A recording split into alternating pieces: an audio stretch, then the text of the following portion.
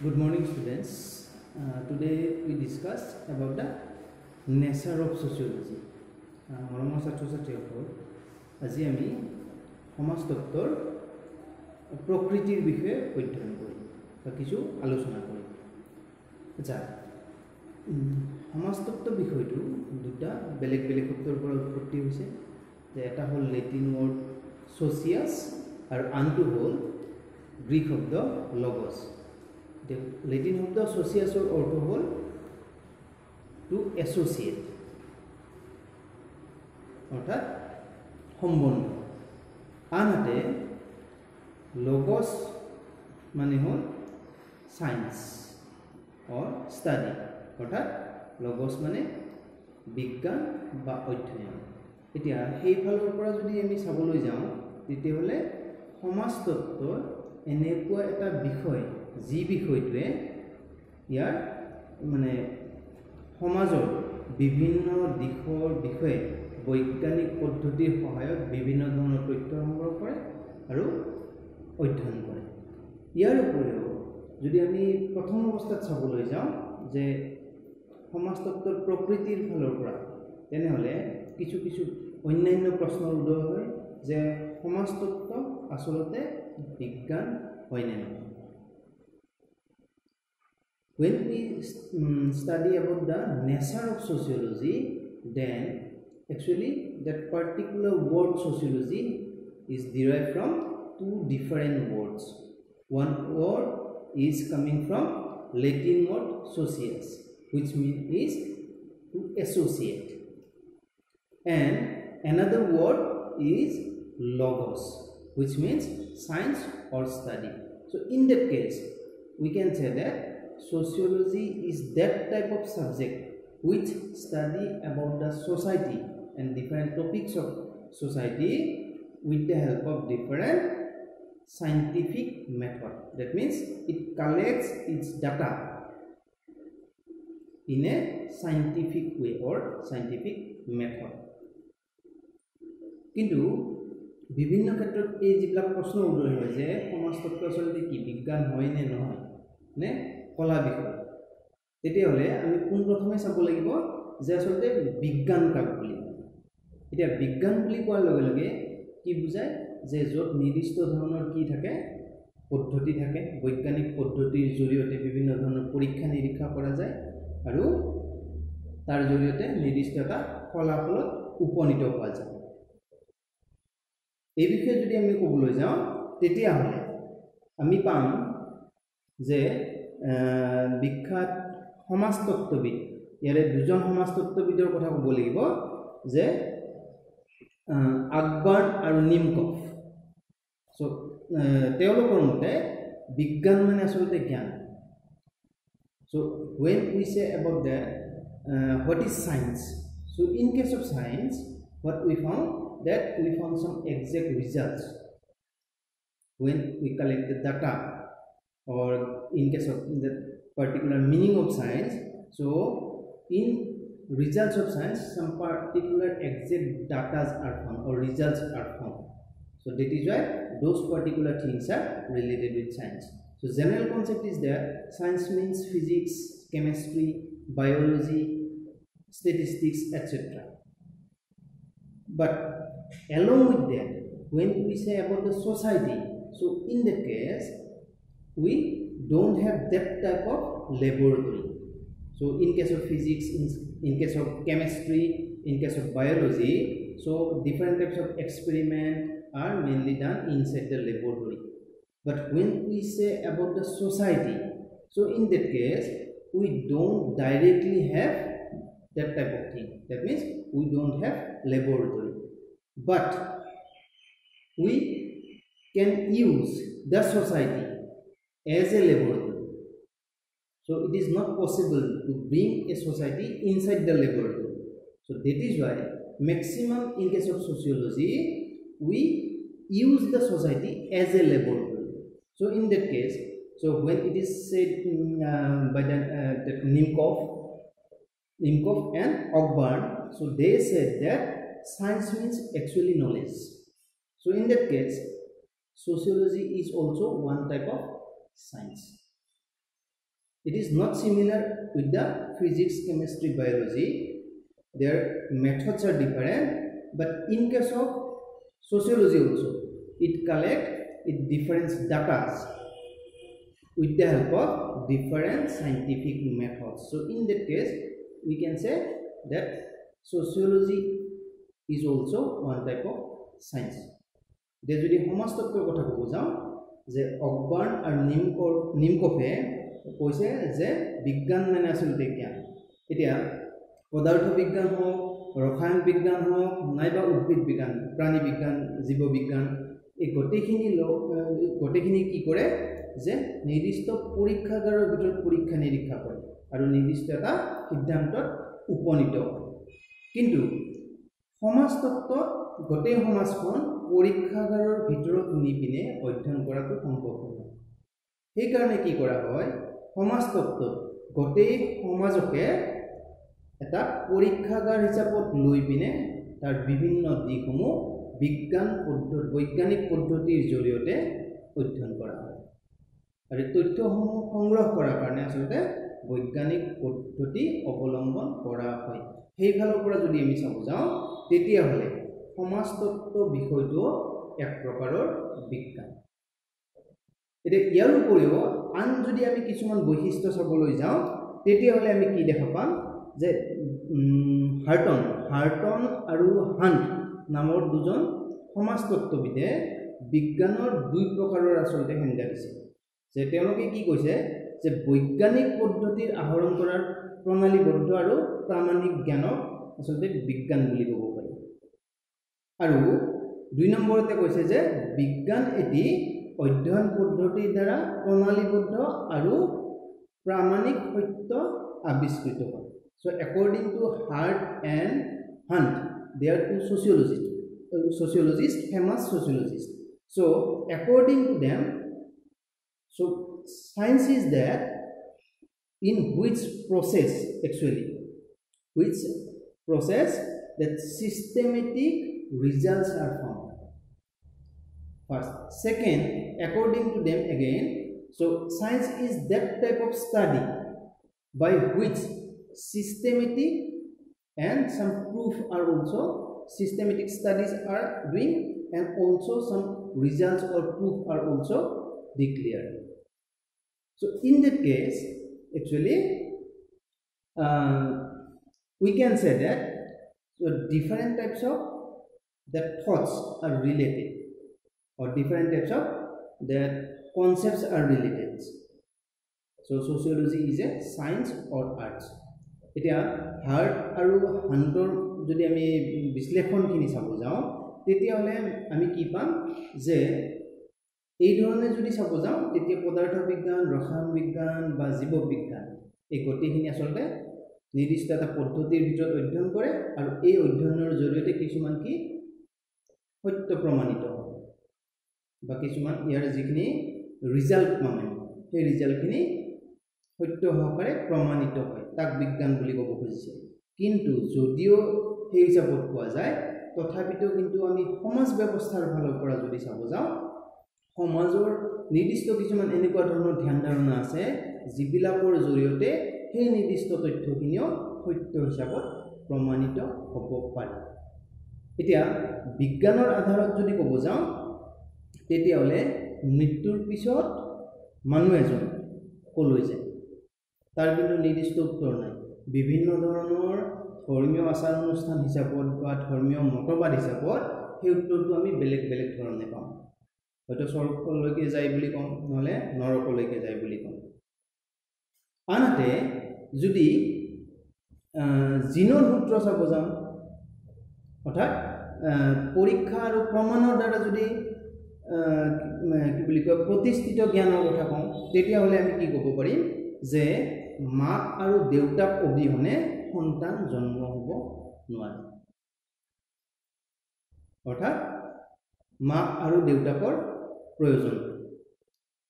ঠিক তেনেকৈ আমি যদি ভালদৰে মানে ইয়াৰ আকৌ বিশ্লেষণ কৰিবলৈ যাওঁ তেতিয়া কিছু কিছু ক্ষেত্ৰত দেখা পাম যে বিজ্ঞানে সকলোবোৰ ঘটনা অধ্যয়ন নকৰে নাইবা সকলো প্ৰশ্নৰে বৈজ্ঞানিক উত্তৰ অন্তৰ্ভুক্ত নকৰে বা কৰিব নোৱাৰে কাৰণ বিজ্ঞানৰ আন কেইটামান কি আছে নিৰ্দিষ্ট চৰিত্ৰ কিছুমান আছে so when we say about that two different the definition of heart and hunt so in that case we can say that after that what happened so in case of religious concept it is different so someone say that the soul goes to heaven or goes to hell it is depend on his that particular person's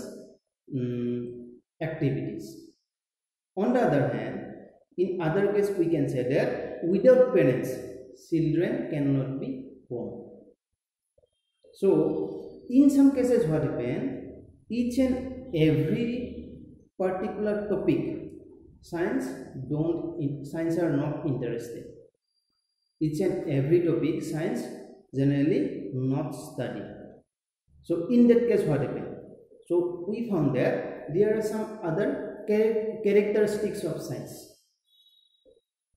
so in characteristics of science so when we say that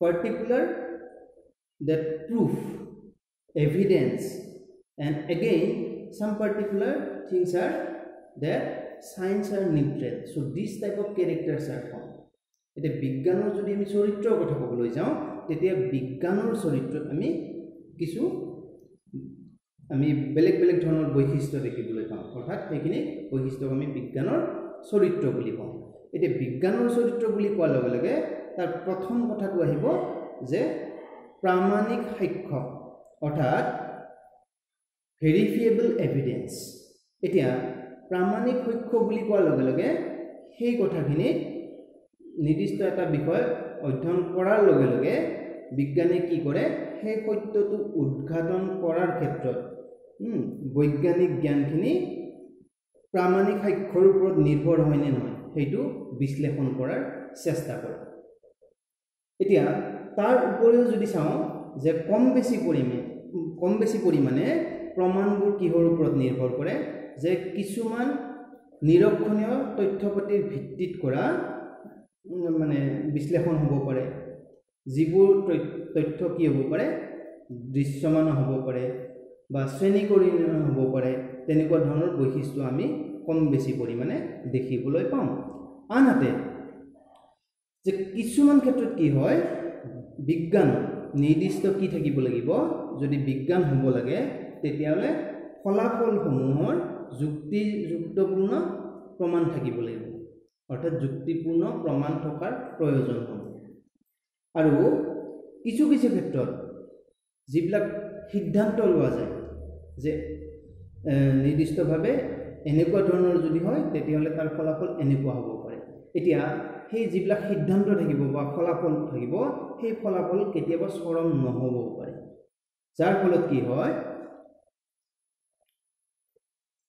পিছলৈকেও ভৱিষ্যতে অৰ্থাৎ যিকোনো নতুন প্ৰমাণ পোৱাৰ সম্ভাৱনাটো থাকে গতিকে বৈজ্ঞানিক যিবিলাক হেৰি আছে কি বুলি কয় সত্যতা ফলাফল সেই সত্যতা বা ফলাফল কেতিয়াবা পুনঃ বা পিছলৈকে আৰু নতুন হিচাপত প্ৰমাণৰ দ্বাৰা সংশোধিত হোৱাও দেখা যায় so when we say about the verifiable evidence so sometimes what happen those particular results which are actually declared on the basis of different type of scientific data so sometimes what happen that particular results again modified on the basis of new types of results so these type of things are found in that particular verifiable evidence on the other hand when we say that nature of science that science is neutral অৰ্থাৎ দুই number যদি আমি বৈশিষ্ট্যটো চাব যাওঁ বিজ্ঞানৰ বা চৰিত্ৰটো চাব যাওঁ তেতিয়াহ'লে আমি কি দেখিম যে বিজ্ঞান নিৰপেক্ষ ই নিৰ্দিষ্টভাৱে কি নকৰে অকল এটা পিনে মতামত নিদিয়ে অৰ্থাৎ নিৰপেক্ষভাৱে ইয়াৰ মতামতখিনি প্ৰকাশ কৰে এই ক্ষেত্ৰত যদি আমাক ক'ব যাওঁ যে জিনৰ যদি সূত্ৰৰ কথা ক'ব যাওঁ, আমি জিনৰ কথা ক'বলৈ গ'লে আমি মেণ্ডেলৰ বংশগতি সূত্ৰৰ বিষয়ে পাম। এতিয়া ইয়াৰ ফলত কি হ'ব যে আমি যদি মেণ্ডেলৰ বংশগতি সূত্ৰৰ কথা ক'বলৈ যাওঁ তেতিয়াহ'লে মেণ্ডেলৰ যিখিনি বংশগতি সূত্ৰ আছে এই সূত্ৰখিনি কিহৰ ওপৰত নিৰ্ভৰ কৰিছে? মেণ্ডেলে তেখেতৰ বংশগতি সূত্ৰসমূহ কিহৰ ওপৰত অধ্যয়ন কৰিছিল? মটৰ মাহৰ ওপৰত অধ্যয়ন কৰিছিল। আমি মেণ্ডেলৰ দুই ধৰণৰ বংশগতি সূত্ৰ পাওঁ, অৰ্থাৎ জিনৰ সূত্ৰ পাওঁ, যে কি এক সংকৰ অনুপাতৰ সূত্ৰ, অৰ্থাৎ ওখ আৰু চাপৰ এই লক্ষণ দুটাৰ সূত্ৰৰ বিষয়ে পাওঁ, আৰু আনহাতে কি পাওঁ? দ্বিসংকৰ অনুপাতৰ সূত্ৰ, অৰ্থাৎ দ্বিসংকৰ অনুপাতত কি আছে? ওখ আৰু চাপৰ দুটা আছে, লগতে কি আছে? বিশুদ্ধ ঘূৰণীয়া মটৰ মাহৰ গছৰ কথা আছে, আৰু অশুদ্ধ অৰ্থাৎ খতৰা পৰা মটৰ মাহৰ গছৰ কথা আছে। এই লক্ষণখিনিৰ যদি কথা ক'ব যাওঁ তেতিয়াহ'লে তাৰ যিখিনি সিদ্ধান্ত আছে সেই সিদ্ধান্তসমূহ প্ৰমাণিত হৈছে। কিন্তু আনফালৰ পৰা যদি কথা ক'ব যাওঁ যে বংশানুক্ৰমিক যিবিলাক সম্পৰ্ক বহুতো গুৰুত্বপূৰ্ণ তথ্য পাতিৰ জৰিয়তে অৰ্থাৎ প্ৰমাণ সহকাৰে কি হৈছে? আগবঢ়োৱা হৈছে। এতিয়া এই তথ্য পাতিসমূহ আগবঢ়োৱাৰ ক্ষেত্ৰত কি হয়? বিজ্ঞানে কম বেছি পৰিমাণে নিৰপেক্ষ ভূমিকা পালন কৰে। অৰ্থাৎ ভালদৰে যদি চাব যাওঁ তেতিয়াহ'লে আমি কি ক'ব পাৰোঁ যে জিনৰ সূত্ৰৰ পৰীক্ষাগাৰৰ যদি আমি বিষয়ে ক'ব যাওঁ তেতিয়াহ'লে ইয়াৰ ফলত কি হৈছে যে বিজ্ঞানে কিছু পৰিমাণে নিৰ্দিষ্ট সিদ্ধান্তত উপনীত হৈছে। কিন্তু এই সিদ্ধান্তত উপনীত হ'লেও ইয়াৰ পিছৰ পৰৱৰ্তী সময়ত ইয়াৰ জৰিয়তে কি হ'ব? ভাল হ'ব নে বেয়া হ'ব? তাৰ বিষয়ে নিৰ্দিষ্ট ধৰণৰ তথ্য কিন্তু দাঙি নধৰে, অৰ্থাৎ বিজ্ঞানে নিৰপেক্ষ ভূমিকা পালন কৰে।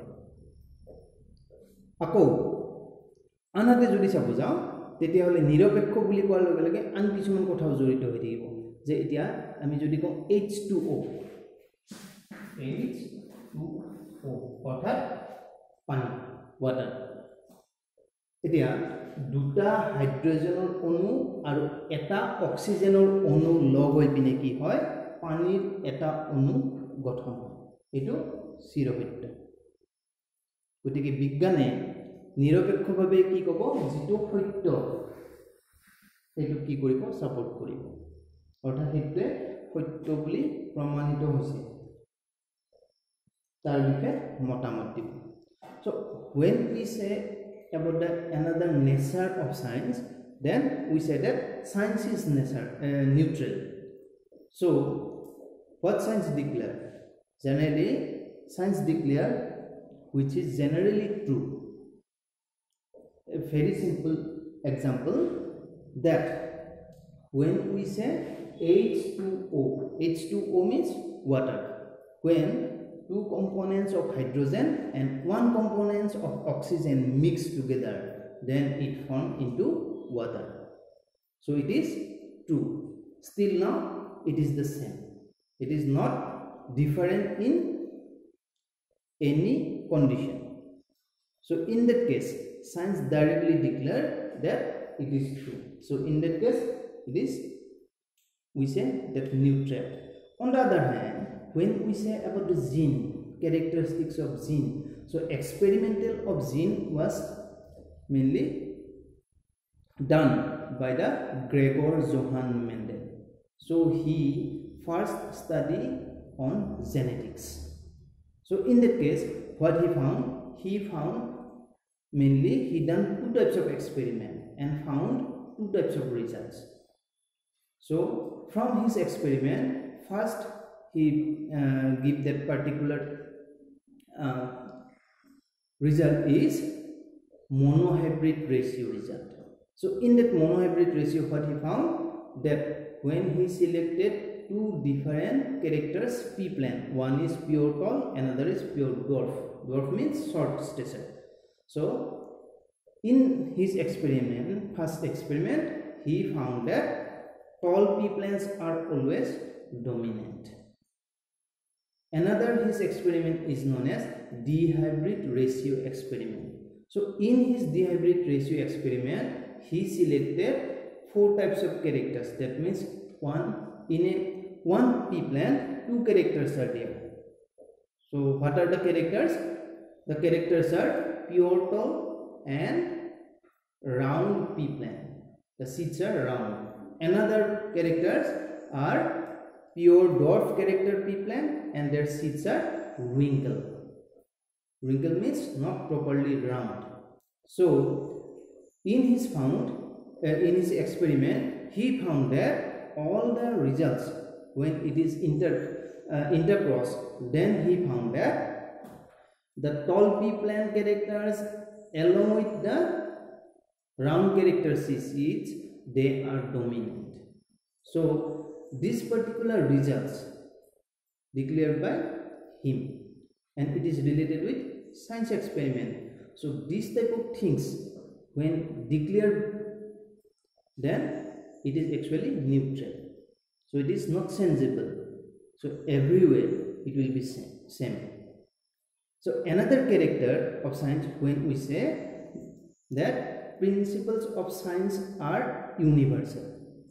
It is যদি আনটা বৈশিষ্ট্যৰ কথা ক'বলৈ যাওঁ তেতিয়াহলে আমি কি পাম যে বিজ্ঞানৰ তত্ত্ব বা সিদ্ধান্ত সাৰ্বজনীন এটা যিমান বিলাক তেনেকুৱা ধৰণৰ বৈজ্ঞানিক পৰীক্ষা নিৰীক্ষা প্ৰমাণিত হৈছে সেই প্ৰমাণিত হোৱা তথ্য পাতিসমূহ যিকোনো স্থান কাল পাত্ৰ বা ঠাই বিশেষে পৰিৱৰ্তন নহয় ই একে থাকিব এতিয়া উদাহৰণ হিচাপত যদি ক'বলৈ যাওঁ যে এই H2O হাইড্ৰোজেন দুটা হাইড্ৰোজেন আৰু এটা অক্সিজেন এই দুটা লগ হৈ পিনে কি হয় এই দুটা পৰমাণু হাইড্ৰোজেনৰ দুটা পৰমাণু আৰু অক্সিজেনৰ এটা পৰমাণু লগ হৈ পানীৰ গঠন হয় অৰ্থাৎ পানীৰ অণু গঠন হয় এটো যিকোনো ঠাইতে পৃথিৱীৰ যিকোনো ঠাইতে এই সূত্ৰটো প্ৰযোজ্য হয় অৰ্থাৎ বিজ্ঞানৰ সিদ্ধান্তখিনি নিৰ্দিষ্ট এটা ঠাইত মাত্ৰ প্ৰযোজ্য নহয় ই পৃথিৱীৰ সকলো ঠাইতে বা সকলো সময়তে প্ৰযোজ্য হ'ব পাৰে so in case of the principles of science are universal so a little bit example small example is H2O two components of hydrogen and one components of oxygen when mixed together then it form water component so it means what in all places and all the time any places anywhere this particular result will be same it is not sensible again we can say that another nature of science is that science of predictable so in that case we can very simply say that that particular results of the science are mainly recorded and these particular things are systematically studied if we study unsystematically then it is impossible to write down the record so science always try to study each and every that type of thing what it is interested so what they are interested so these type of things are systematically studied and that particular results are recorded so on the basis of that we very easily found that type of thing so suppose we as an example we see the daily the temperature of the climatic condition and the particular forces of wind so on that basis mainly science can easily say that sensible condition of the weather so weather forecast is related with that type of thing so it is related with scientific systematic study and records are also there again another example we can say that on the basis of that particular movement of that particular sun moon so we can easily say that particular after very simply we can say that After 15 days, it will be full moon or half moon. So the বিজ্ঞানৰ যদি আমি আনটা বৈশিষ্ট্য কথা ক'ব যাওঁ তেতিয়ালে কি পাম যে বিজ্ঞান পূৰ্ব কথনীয় বিভিন্ন ধৰণৰ আসলে কি শৃংখলাবদ্ধ অধ্যয়ন আৰু নিৰ্দিষ্ট পঞ্জীভুক্ত ৰেকৰ্ড কৰা যেবিলাক লিখি মেলি লয় তাৰ সেই নিৰ্দিষ্ট তথ্যপাতিসমূহ লিখি লৈ পিনে বিভিন্ন ধৰণৰ হিচাপ নিকাচ কৰি পিনে কি কৰা হয় তাৰ নিৰ্দিষ্ট তথ্যপাতিখিনি উলিওৱা হয় গতিকে সেই ফালৰ পৰা যদি চাব যাওঁ তেতিয়া হলে বিজ্ঞানখিনি কিহৰ ওপৰত নিৰ্ভৰ কৰে নিৰ্দিষ্ট প্ৰণালীবদ্ধভাৱে অধ্যয়ন কৰা তথ্যপাতিৰ ওপৰত নিৰ্ভৰ কৰে এটা একদম সহজ যদি উদাহৰণ দিবলৈ যাওঁ যে দিনটো যেটো বায়ুমণ্ডল আৰু তাপমণ্ডল গতিবিধি যদি লক্ষ্য কৰা যায় এটা দিনত তেতিয়ালে সেই বায়ুমণ্ডল আৰু তাপমণ্ডলৰ ওপৰত নিৰ্ভৰ কৰি পিছলৈকে অৰ্থাৎ দিনটোৰ পিছলৈকে যে বতৰটো কেনেকুৱা হ'ব সেই বিষয়ে ক'ব পাৰি এটা বতৰ বিজ্ঞানী সকলে কি কৰে দিনটোৰ এই তাপমণ্ডল আৰু বায়ুমণ্ডলৰ গতিবিধিখিনি লক্ষ্য কৰে তাৰ বিভিন্ন তথ্যপাতিখিনি ৰেকৰ্ড কৰে পঞ্জীভুক্ত কৰে আৰু তাৰ ওপৰত কি কৰে বতৰ কেনেকুৱা হ'ব পাৰে বা আজি ৰাতিলৈকে বতৰ কেনেকুৱা হ'ব পাৰে বা কালিলৈকে বা এসপ্তাহ পিছলৈকে কি হ'ব পাৰে কেনেকুৱা হ'ব পাৰে তাৰ বিষয়ে বিভিন্ন তথ্য দিবৰ কাৰণে সক্ষম হয় আনহাতে আৰু এটা যদি কথা কওঁ যে কি বুলি কয় এটা নক্ষত্ৰৰ যদি স্থিতি আৰু গতি নক্ষত্ৰ গ্ৰহ এইখিনিৰ যদি স্থিতি আৰু গতি সঠিকভাৱে অধ্যয়ন কৰা হয় তেতিয়াহ'লে আমি সেই নিৰ্দিষ্ট তথ্যৰ ওপৰত ভিত্তি কৰি যে কেতিয়া চন্দ্ৰগ্ৰহণ হ'ব বা কেতিয়া সূৰ্যগ্ৰহণ হ'ব বা কেতিয়া আউখীৰ পূৰ্ণিমা হ'ব এই তথ্যপাতিখিনিৰ ওপৰত নিৰ্ভৰ কৰি আমি এই কথাখিনি কৈ দিব পাৰোঁ গতিকে এই তথ্যপাতিখিনি আসলতে বৈজ্ঞানিক পদ্ধতিৰ ওপৰত নিৰ্ভৰ কৰে এইটো এটা বিজ্ঞানৰ চৰিত্ৰ So students, in next class we discuss other topics.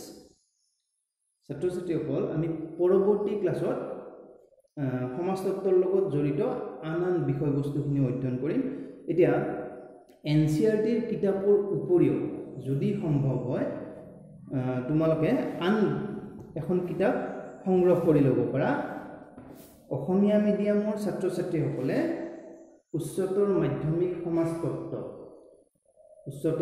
সমাজতত্ত্ব Utpal Saikia আৰু মৃদুল শইকীয়া লিখা তেওঁলোকে লিখা এইখন কিতাপ ৰেফাৰেন্স বুক হিচাপত বা ৰেফাৰেন্স কিতাপ হিচাপত চাব পাৰা আনহাতে English medium students you can see this particular book also so Fundamentals of Sociology it is written by Himanta Borgohain Fundamentals of Sociology written by Himanta Borgohain you can see this book as a reference book so in next class we discuss some other topic related to sociology thank you